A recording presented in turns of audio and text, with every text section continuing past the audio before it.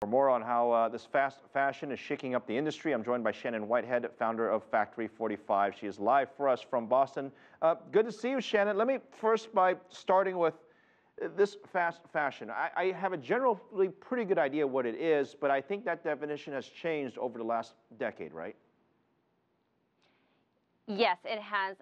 Fast fashion is a business model created by big brand retailers to sell the most amount of clothing at the cheapest price in the shortest amount of time possible. Really, the goal is to sell an ocean of clothing and keep consumers coming back for more every week. So, okay, so more, faster, cheaper. Why is that good for companies? I imagine profit is probably one of them, but is that really better for consumers? It's a good question. From my perspective, it's a big problem for consumers. It's a big problem for the environment. It's a big problem for businesses. It's an unsustainable business model. And really, I think the challenge from my perspective is for these big fast fashion retailers to come up with a business model that isn't dependent on waste and constant trends changing every week. I mean, I assume you're not talking to us about this. You're talking to like Zara, Forever 21, H&M. When you tell them this problem, I imagine they have a couple responses for you. What's their reaction? Well, of course, they are responding to shareholders. The bottom line is money, and I think that we really need to start looking at a different bottom line, a bottom line that looks at a holistic approach to the fashion industry, but also considering where is all this clothing going to end up? When new clothing comes in for the week, old clothing has to go out. That's the unsold clothing. So where does that clothing end up? That's the question we need to start asking. You should talk to my family, because I have an entire house full of people who do nothing but shop at these type of stores we just mentioned. And my question is, why do we have to keep changing things up every single season in different colors and all of that? Ultimately, let's forego the cheaper part. How about the quality of clothing? Has the quality of clothing, because they have to do it faster and maybe cheaper, I imagine that the quality isn't the same as it was a decade ago. Is that a fair assumption to make? A very fair assumption. Yeah, the quality of clothing has completely diminished.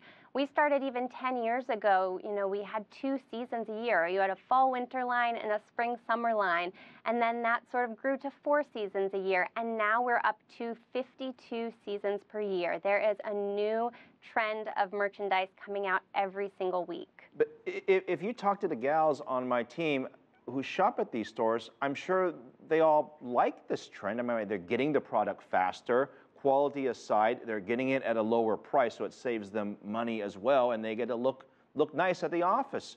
What's wrong with that? Isn't that what consumers want? It is what consumers want, but again, we have to start thinking about what do we want for the future. When you think about where your kids and your grandchildren are going to live on this planet, our landfills are overflowing. The average American throws away 82 pounds of textiles per year.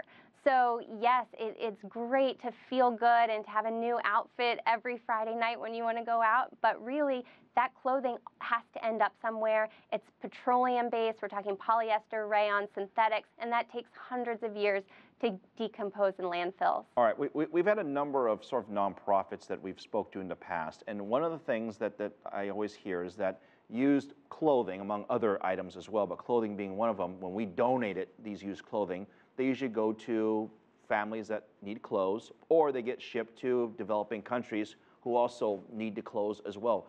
Isn't that part of the recycling environment that you're talking about? Isn't that a good thing? I mean, shouldn't I buy 1,000 sweaters and 1,000 jackets just to eventually I'd donate it all anyways, right? Isn't that a good thing? It's actually a very big misconception. Yes, we donate clothing to Goodwill and Salvation Army, but the majority of that clothing is not resold, and a portion of it is recycled into upholstery and different things used in cars.